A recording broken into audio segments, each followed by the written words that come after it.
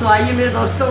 मेवात वासियों और मेवात वासी ही क्या बल्कि पूरे भारतवासियों, आज हम आपको बताने वाले हैं जो फरीदाबाद की पुलिस है लोगों को उठा कर के ले जाती है केवल इस तक में कि ये गलत काम करते हैं, ओलेक्स का काम करते हैं और फिर पुलिस कस्टडी में उनकी मौत हो जाती है। ऐसा ही एक मामला राजस्थान से निकल करके आ रहा है। राजस्थान के एक लड़के को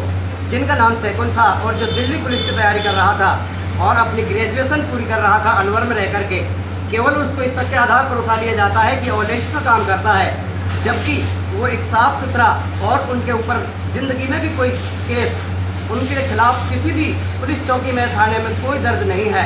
लेकिन उसको अलवर से ये कहकर के उठा लिया जाता है कि ओलेक्स का काम करता है और फिर उनको फरीदाबाद ले जा करके पुलिस कस्टडी में उनकी मौत हो जाती है। 2 दिन रखने के बाद में पहली बात यह कि उनके फ़ोन को स्विच ऑफ रखा जाता है। जब तीसरे दिन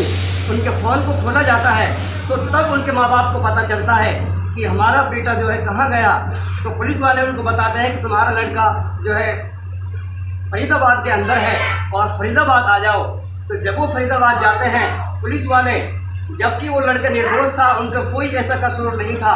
इसीलिए उसको छोड़ने के लिए पुलिस वालों ने 1,65,000 रुपये की डिमांड की। फिर उन्होंने फरीदाबाद के ही निजी ATM से निकाल करके 1,65,000 रुपये उस पुलिस वाले को दिया और फिर उनकी पुलिस कस्टडी में मौत हो जाती है। और जो फरीदाबाद के पुलिस अधिकारी हैं, अब तक ये मेवात के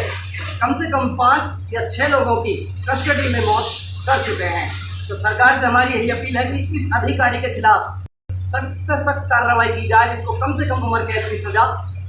होनी चाहिए, क्योंकि अब तक न जाने इसने कितने घरों को बेघर कर दिया है, कितनी बहनों से भाई छीन लिया है, कितनी माँ से उनके बेटे छीन लिए हैं, किसी बाप से उनके बेटे छीन लिए गए हैं। आप लोगों ने देखा होगा जमालगढ़ का एक लड़का था, सीधा साधा से जो मजदूरी करके अपने बच्चों को पालन पोषण करता था, उनको भी किसी अधिकारी ने शक के तौर पर कि ओलेक्स का काम करता है फरीदाबाद ले जाकर के पुलिस कस्टडी में मार दिया जाता है। ये कहाँ का न्याय है? आखिर ये भारत के अंदर चल क्या रहा है? वैसे तो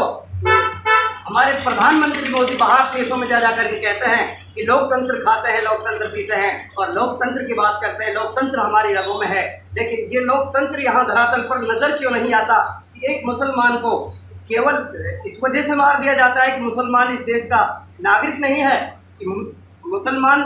से इतनी नफरत हो चुकी है, किसी भी मुसलमान को किसी गलत उसमें फंसा करके मार दिया जाता है, कस्टडी में मार दिया जाता है। तो हमारी सरकार से यही एक अपील है कि जो आप जैसा कहते हो उसको धरातल पर भी आप यूज कर करके दिखाओ कि आप जैसा कहते हैं लोकतंत्र की बात करते हैं। अमेरिका गए तो अमेरिका में लोकतंत्र के आपने बहुत बहुत बड़े भाषण दिए, लेकिन देखा जाए तो ज़मीनी सतह पर आपका लोकतंत्र नज़र नहीं आता है।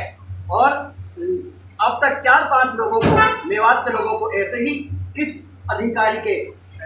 पुलिस कस्टडी में मारा जा चुका है। इसलिए मैं मेवात के लोगों से भी यही कहना चाहता हूँ कि मेवात के लोगों, नौजवानों, जाग जाओ, वरना जैसे आप लोगों ने देखा कि नासिर और जुनैद हो तथा कथित गोरक्षक, अपने आप को वैसे तो वो गोरक्षक कहते हैं लेकिन हम उनको गुंडे कहते हैं, क्योंकि वे सरेआम मुसलमानों को मार देते हैं, जला देते हैं। आपने देखा होगा घाटमिका के नासिर और जुनैद को जिंदा जला दिया गया था द्वार में जंगलों में ले जाकर के। तो जाबिर ने, जो उनके चचेरे भाई थे, उन्होंने उनके खिलाफ आवाज़ उठाई और अपनी आवाज़ बुलंद करते रहे,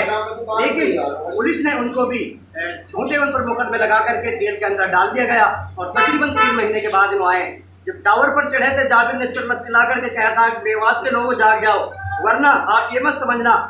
नासिर और जुनैद इनके हाथ पे चढ़े हैं और नासिर और जुनैद को जिंदा जो जलाया गया है, आप ये मत समझना कि लास्ट है। लेकिन लोग नहीं समझ रहे हैं और उन्होंने बार बार चिल्ला करके कहा था कि जाबिर ने, मेवात के लोगों, मेरे कौम के लोगों, मेरे नौजवानों, संभल जाओ, वरना ऐसे ही नासिर और जुनैद न जाने कितने इन